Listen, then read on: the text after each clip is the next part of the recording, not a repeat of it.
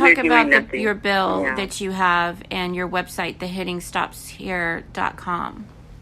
Yes. Say that again. I'm sorry, I didn't hear that. Oh, let's talk about the bill that you have. Yes. And then, and your website, so people know how they can get involved. You know something? I have my email on my website as well. I have the bill. They could, I think, click the image of the first page of it and read the bill. And people who do want to help can contact me. I think I have an 800 number there. I have my email address there. I'm on Facebook. Anybody who would want to help can reach out to me, and they will definitely receive a response. This is just so important. And like I said, I think the government takes great advantage of the fact that it's almost like sometimes I almost feel like I'm doing the wrong thing because I'm making it very clear to the government that people are going to stay silent, because they're like, wow, we've had this bill introduced 4 or 5 times and nobody's supporting it. Oh, well, sorry, Paula. Nobody cares about that bill. We're going to keep beating them. I know some of the listeners that listen to the show, my loyal listeners that listen to the show want to get involved, but you're also involved in some activism. What do you have coming up? Well, my daughter, let me see, this started in 2006. She had just graduated from high school, and that's why I was in Georgia. I had taken my daughter, we went to Alaska, we did a little traveling around, and then I ended up saying, you know what, I'm going to go to Georgia, I'm going to see my family, and then I'll come back, and, she's grown and all.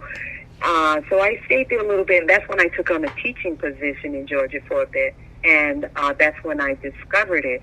But I'm so sorry. I think I'm getting ready to go on a tangent. I was just curious if people wanted to participate. I'm sorry. Perhaps, maybe some of some of the people might want to participate, and some of the. I know that you're not just speaking on this issue.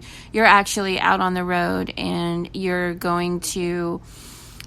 City halls. Okay, all right. You got me back on track. So what I was saying, all that to say is that I've been campaigning since my daughter was 18, and she turned 31 this year. I'm still campaigning, and she's been an extreme help, especially financially. Believe it or not, she has financed a huge portion of my travels, and between our money, she's put a lot in. And so we're looking at this as this is 2020. It's ridiculous that this is still going on.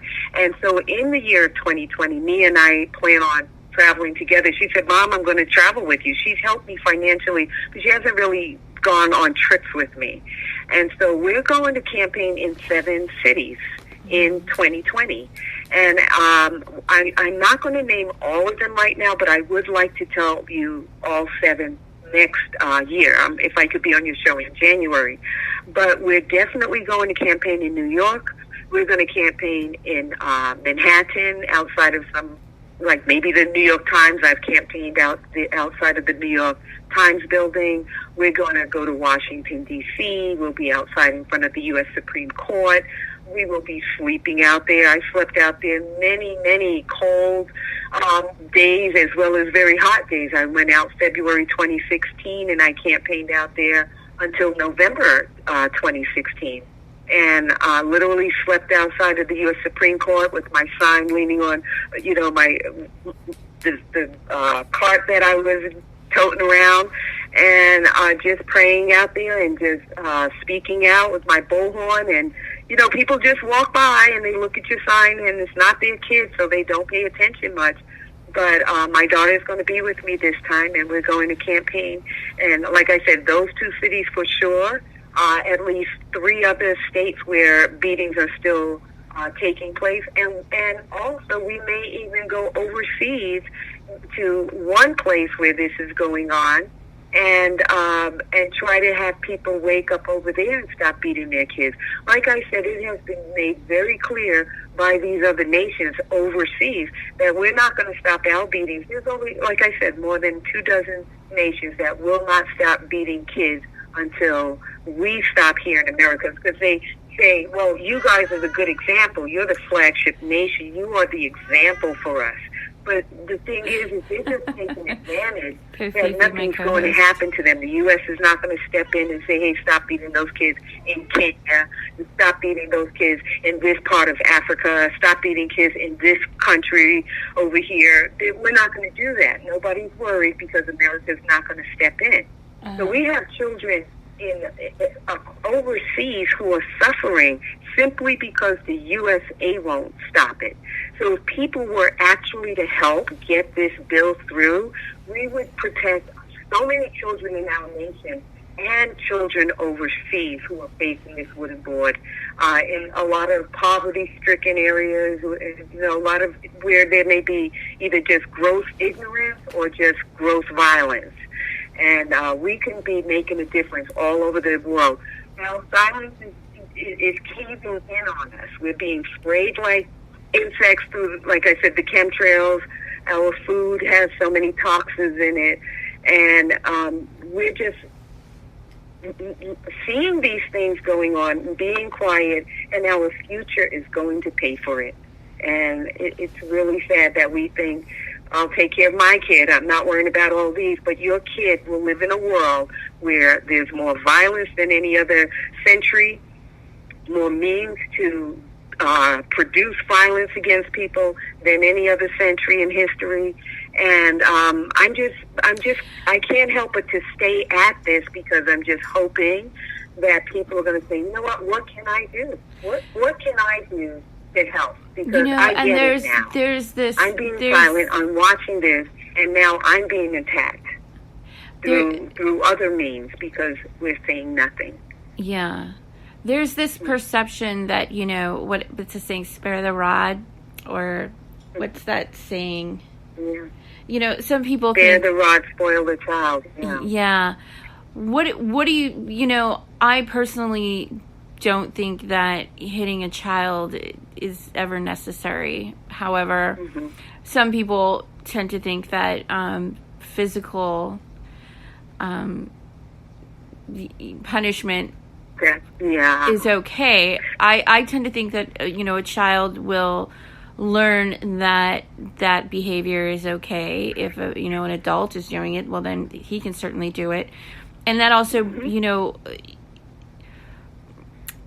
well, you know something, Amelia, the sad thing about that misunderstood scripture is that shepherds did not use the rod to beat their sheep. That did not happen. They used that rod, which they did not spare, to pull, like it even had a hook around it or a point to ward off enemies. It had a hook around to pull the sheep out of danger. It was used to guide, to prod, to move on, to encourage a forward motion. But in history, if you were to research the whole way in which rods were used, they were for the betterment and the guidance of their sheep, their property. They did not beat sheep with it. So when people say, spare the rod, spoil the child, that term actually just means in terms of if you're not guiding your child, you're going to ruin him. If you're not being careful how you direct them, it's like a rudder on a boat. It's like, are you watching what's going on with your children? And we're not.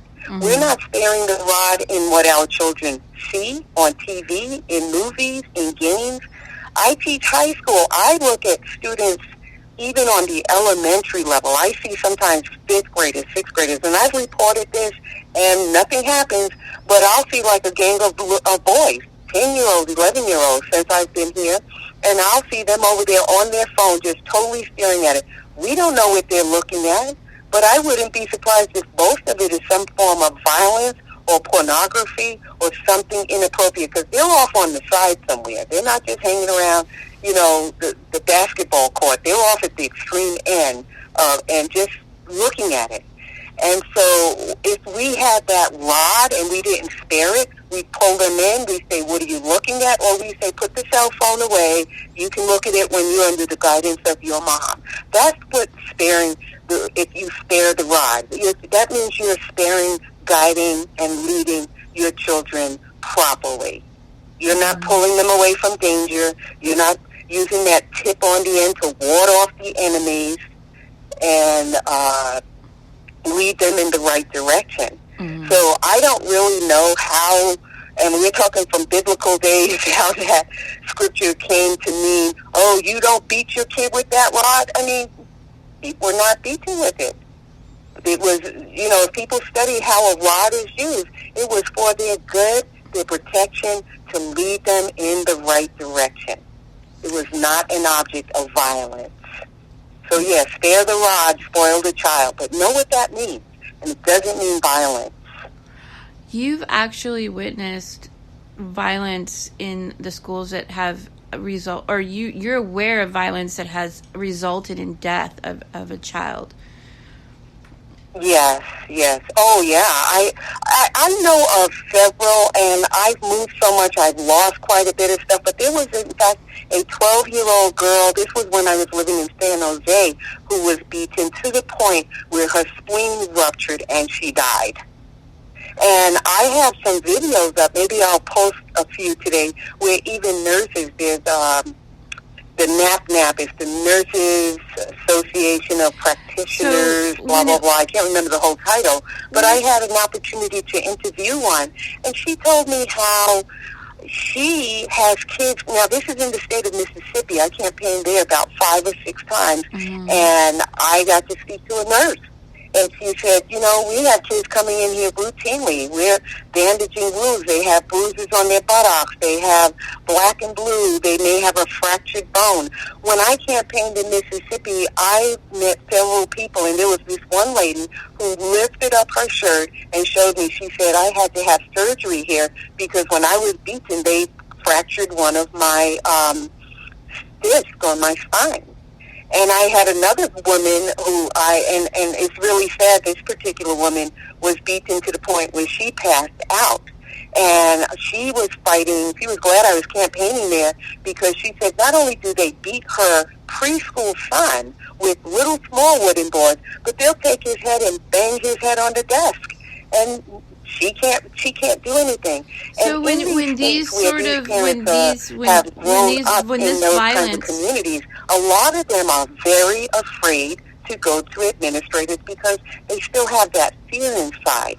They're scared to talk to teachers. They're scared to talk to administrators. They grew up with these people beating them, threatening them, harming them in some way. So Paula, when these sort of violent acts occur, what are the repercussions, like when teachers become really violent?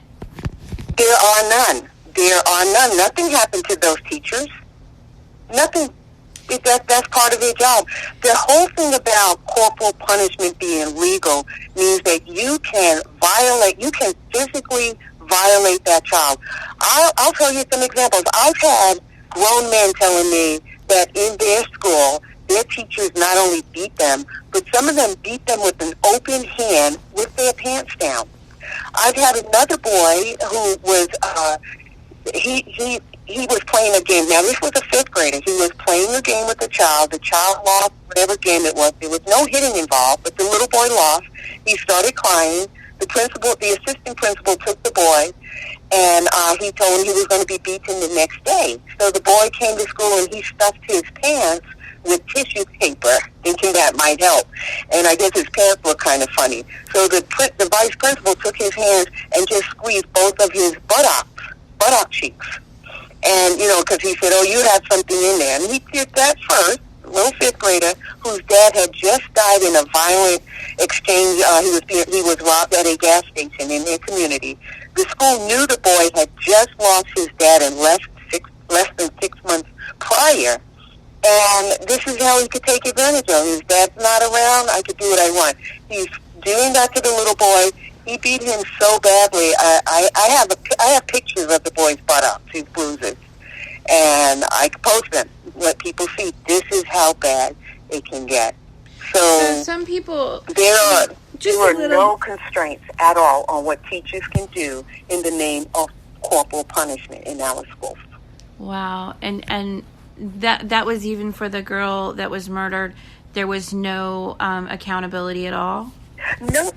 You know why, Amelia? Because if they hold one teacher accountable, they have to hold them all, and it changes the game. So if you kill a child and it was accidental, if you look at my website right now, there is